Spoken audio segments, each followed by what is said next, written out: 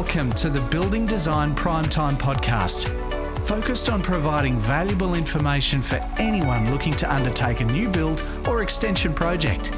We'll share our tips, tricks and stories from a building designer's perspective.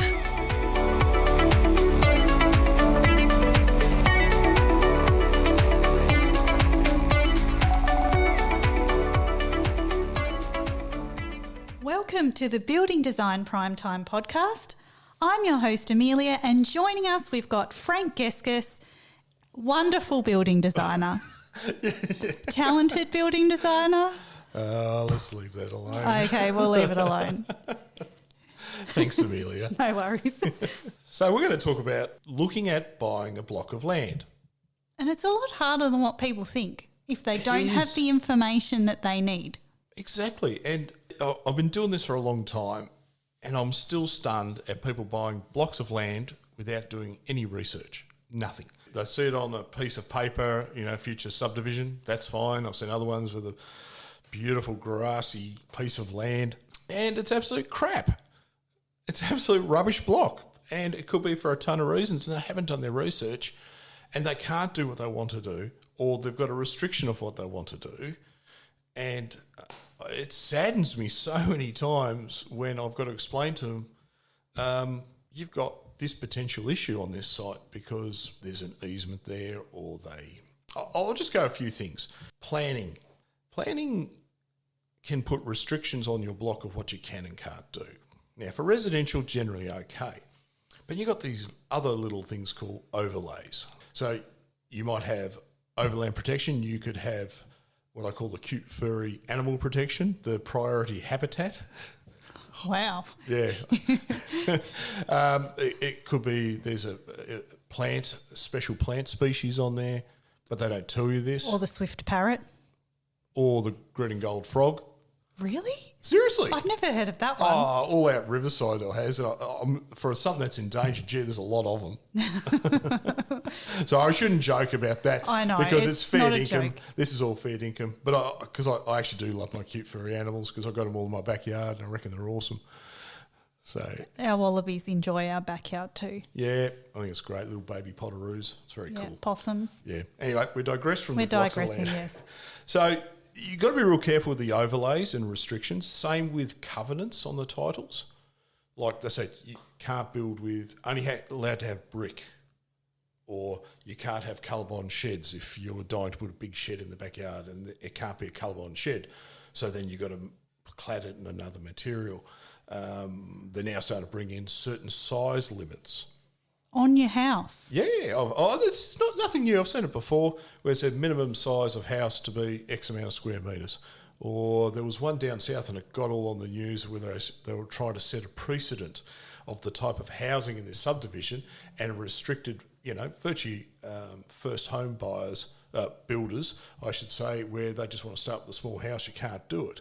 And there was a bit of an uproar. And that's the developers doing that, trying to set a standard within a subdivision.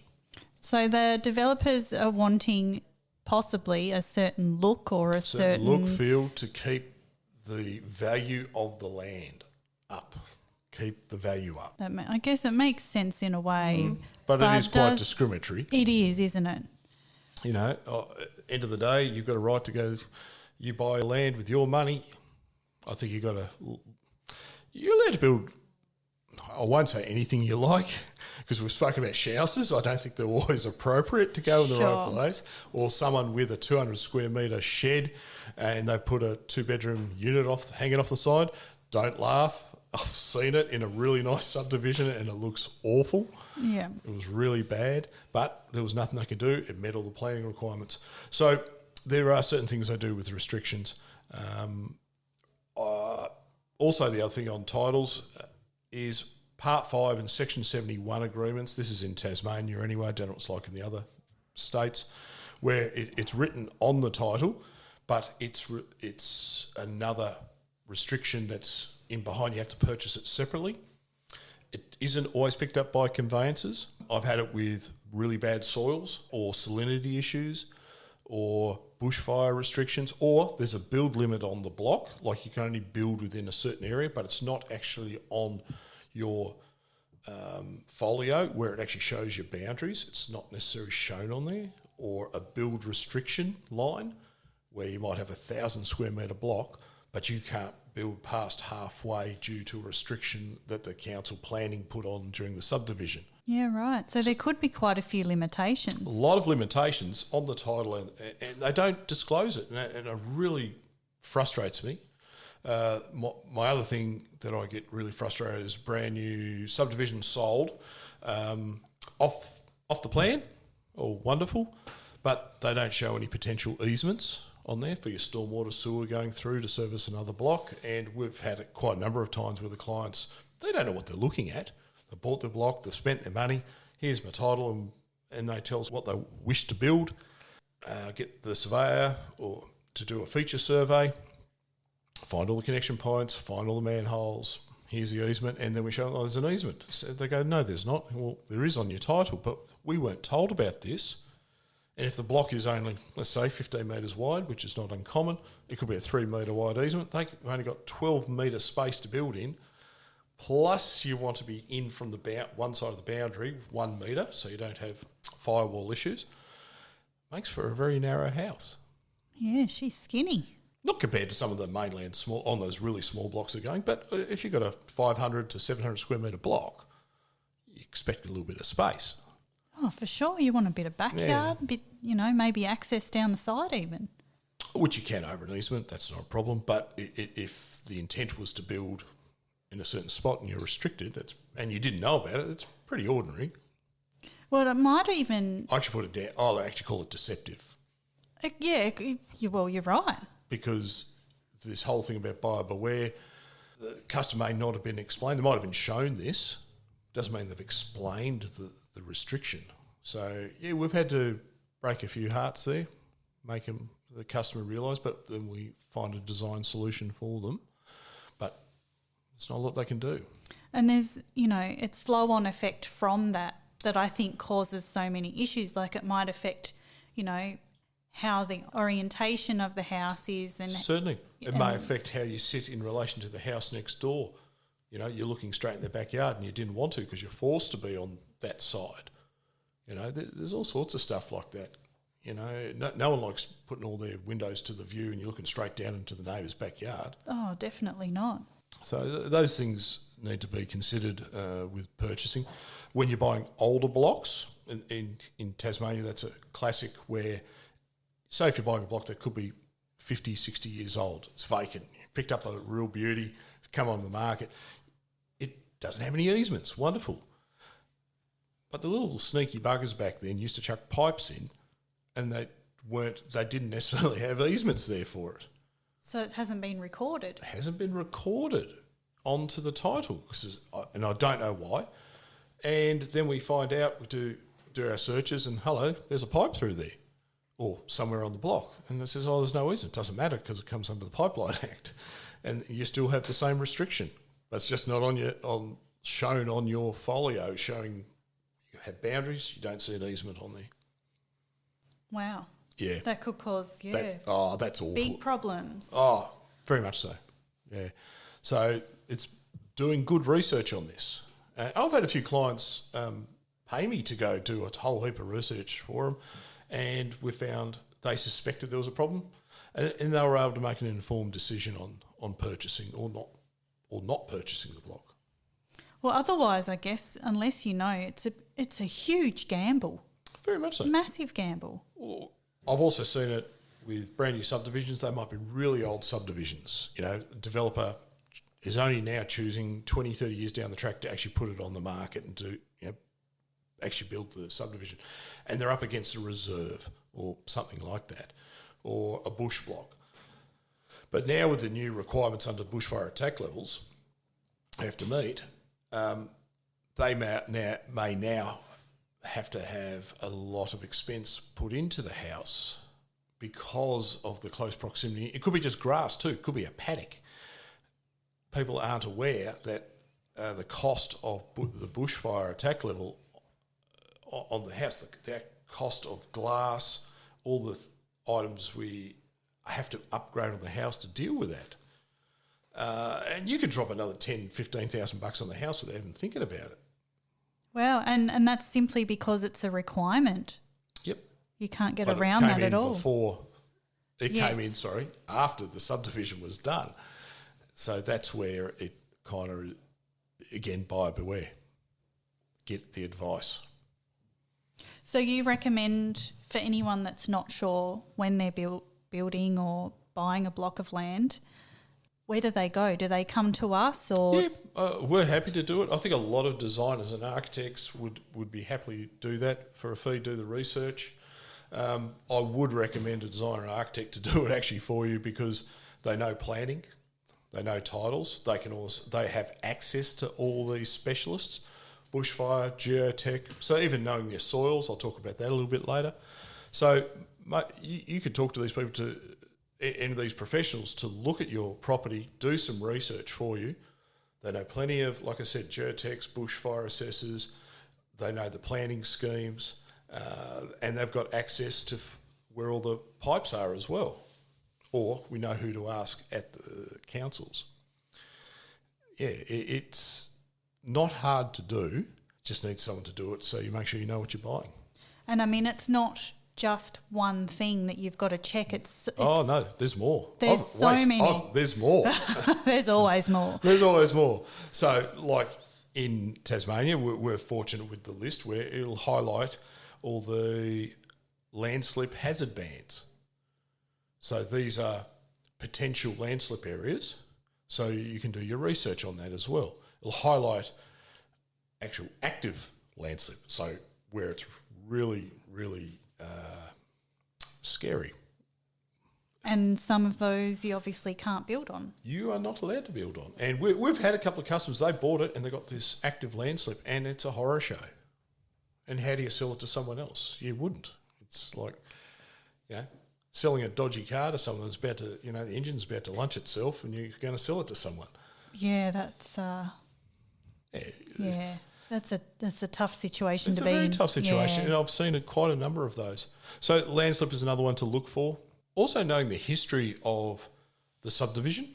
There's a couple of cases all around Tassie that I know of where what you call brownfield sites. So they're old light industrial sites. Like it could be a brickworks, it could have been a quarry, it could have been, old recreation. It could have been used for all sorts of stuff and it's been converted into subdivisions for residential use. There was a real beauty up in a prospect outside of Launceston where it was an old transport depot yard, and basically they just filled the whole site with rubbish.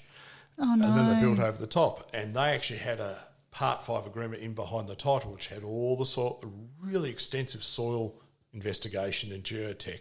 It was really good, but it also had real salinity issues. That was all available in there, but when people bought it, they did not know that in behind the title. In some cases, I remember talking to a couple of builders, I don't want to design anything in there purely because of the risk. But lo and behold, one pops up and then another one pops up. So we had to drill down in some cases, 3-4 metres.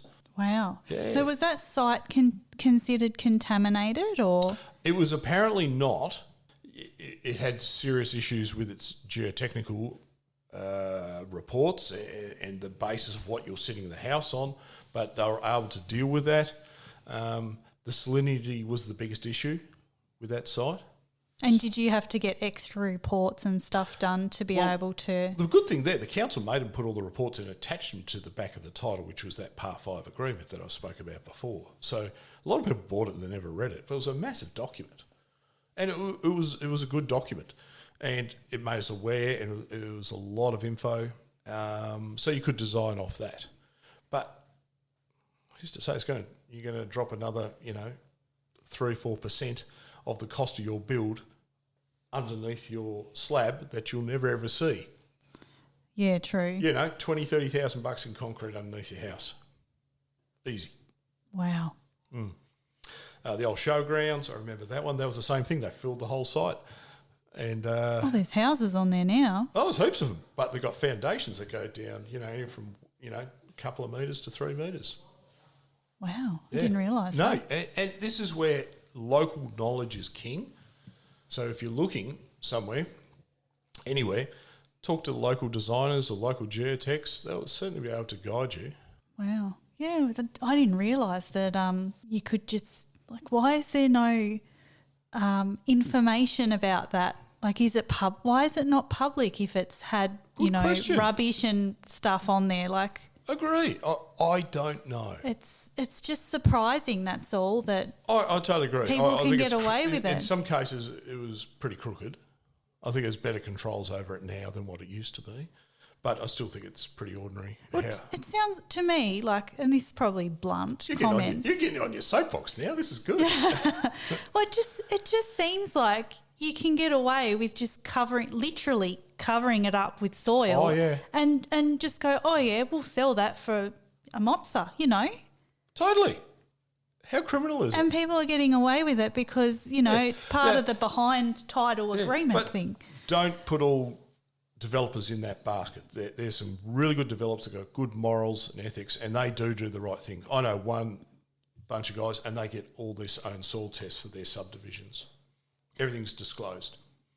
Yeah, so that's really good. And as you say, information is king, isn't it? Information's king. Yeah. And that developer does a great job like that. I'll take my hat off to him. Not all of them are the same. And it's hard to explain that to customers, but also getting the right soil test too. You can get cheapy soil tests that don't tell you enough information. You've got to spend good money to find, is there potentially bigger problems there? And it doesn't cost a lot more. I'm talking about spending about $900 odd, $900 to $1,000, and you get a good quality report by a good reputable geotech firm. But again, the average person doesn't know what to ask for that geotech. And they don't know really what to look for either. Like, they don't.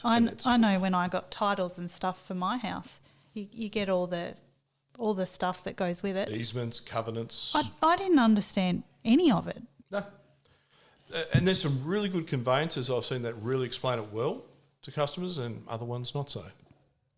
But to the average person, you don't know what you don't know. So, yeah, and look, let's go back to choosing blocks. So we make it sound like horrible, but look, it's not horrible. It's not always horrible. It's just being aware. The other thing I'd consider is local knowledge is king too. Is it a rocky site? Is it a steep site? So That's when a you've got good views, we're lucky here. We're in Launceston. We're in a valley. So is Hobart. And we've got great views, a lot of great views around. And when we got views, it usually means there's a bit of a slope to the site. You've got to be real careful on high side, low side, slope. There's advantages and disadvantages to each one. Also how the road has been constructed for that. Then also dealing with, certain parts are really rocky, some aren't. In Tasmania, we're very fortunate to have dolerite. It is so tough to deal with. Hobart's got more sandstone and mudstone. So, it varies a lot around the state, and you've got to be aware of that too. Please be aware. As soon as you've got a sloping site, you could be it goes a percentage of cost to build. So if you've got a site that really is a two-storey house, you're going to drop at least 20 to 25% extra over a normal build. Wow. Yep. And Easy. I guess... steeper the site, you can go on 30, 35%. Even extra things like, obviously, usually they chop into the site a little bit more. Well, possibly, but if it's on the high side of the road, there's a lot more chopping, but on the low side, you hang it out of the ground. That's true. So then you've got a driveway that's hanging out of the ground, so you're paying for this driveway. And retaining walls as well. Retaining walls everywhere. That can be expensive too. Yeah, very much so. And this is part of that extra cost that I'm talking about. The super it is, the greater the cost. That's probably why the blocks are usually going a little bit cheaper when they're, quite steep. Yeah, but if they've got an awesome view, man, people pay good money for those blocks. Yeah, that's very true. And they can be well worthwhile. We're so fortunate here. And Hobart, and actually a lot of places around Tassie, you can get some wonderful views. We are very lucky, and not that far out of town either. You get some really amazing views. Or even on the water in a lot of places. Oh, the Tamer. Yeah, further up's a lot nicer. True, where the wineries are. Oh, where the wineries are. Yes. Oh, let's not go there. You got to go to a winery, once a week. I reckon you get through most of the year. Oh, I know, there's that many. Yeah, it's great. So Other things to consider with the block: location and location of block. Does that work to where the shops are, where the schools are? Is it easy getting out of? What is being built around you I always find is really important. And I know shouldn't be judging, but you do. Where do you want to be? Type of housing that's around you. The type of is it more retirees there, or is it young families? Are they couples, singles, whoever? You need to look at all those things too. I think it's always good to have good neighbours.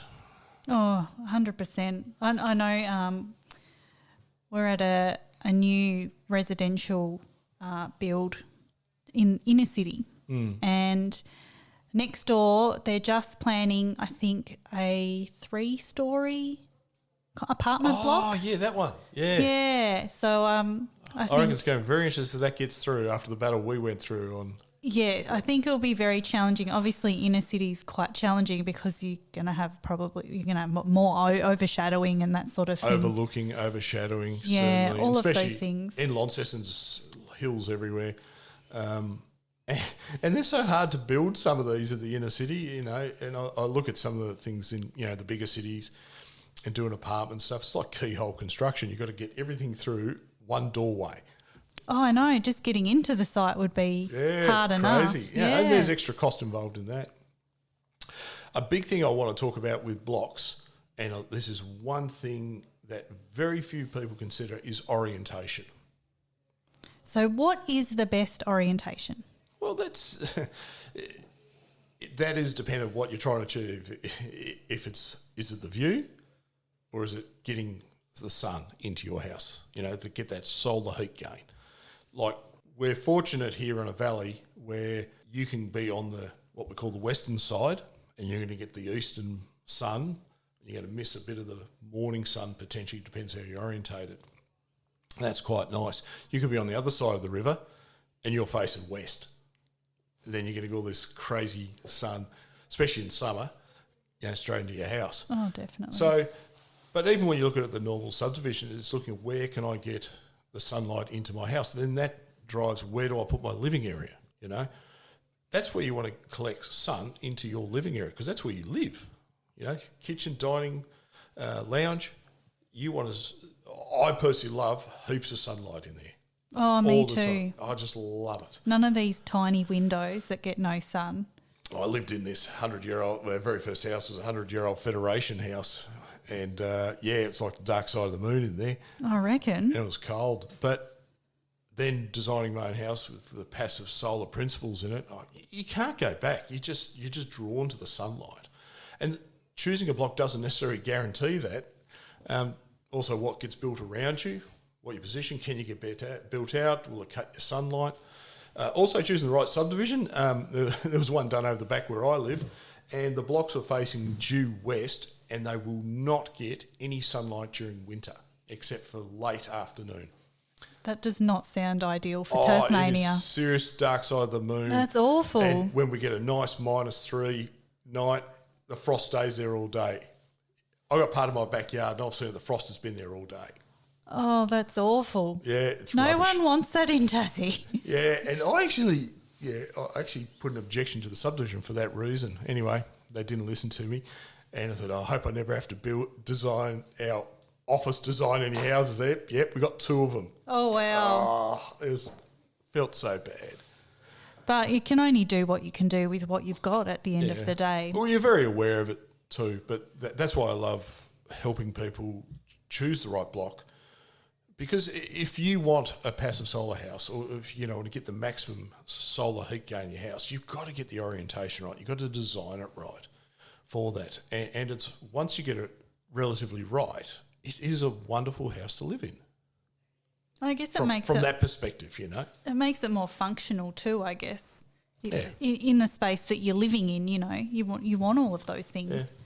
But I still get funny where I do some work for builders and stuff, and I remember doing a house for a customer, and I put all the living up the front on the street end, but it was the northern side of the house, and they said, this is rubbish, it should be at the back, you got the backyard, al fresco and all that. And I said, yeah, fine, but you'll never get any sun. It's facing southwest. and they were trying to convince the client that I designed it wrong. And I said, well, let's stand on the block. Let's have a look. And she said, this is where your sun is. There's nothing. You're going to be cold. You can always flick a button and hit the heat pump. But I think from a design point of view, I think that's a pretty poor result. True. But there's plenty of cases where we've had to design facing south or southwest purely because of the view. I'll use it just outside of Launceston, a little town called Westbury or Deloraine. And they look on the western tiers. Yeah, it's beautiful. Oh, it's an amazing Stunning outlook. views, yeah. Terrible for solar gain. It is the wrong end of the house. It's terrible. And, we've had to do a few designs, and it's very hard for the thermal assessor to get it to work as well. Now they've got to meet their minimum requirements. Yes, minimum 6-star. We're in Tassie, we're staying that way for a little while. You lucky listeners in Victoria, New South Wales, Victoria, you're going to 7-star.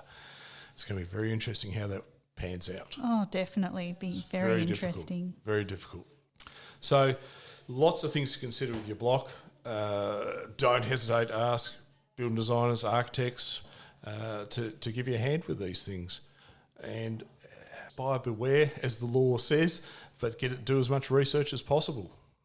And I guess that's the answer really to everything that we've talked about is do your research, People do more research on the car than they do on a block of land. Very true. And I mean, a block of land's usually a bigger investment. Yeah, true. Than a car. Mind you, not to some people. Not for you.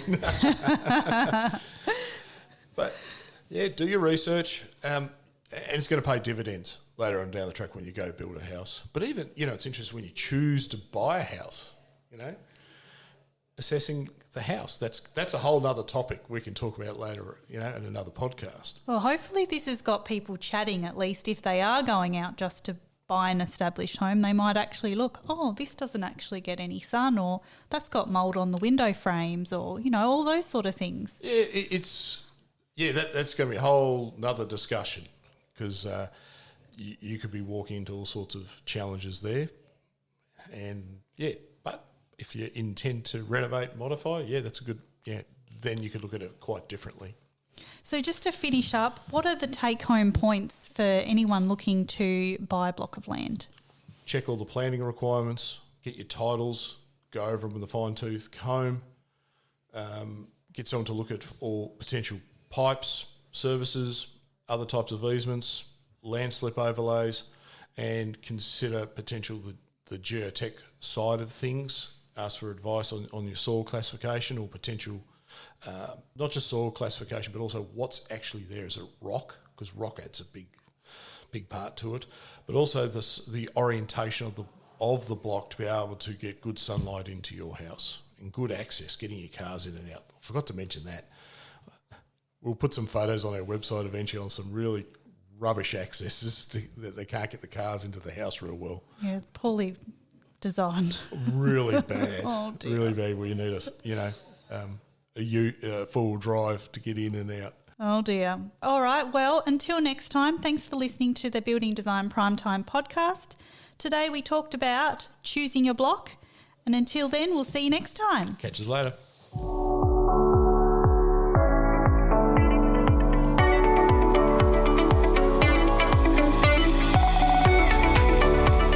You're listening to the Building Design Primetime podcast.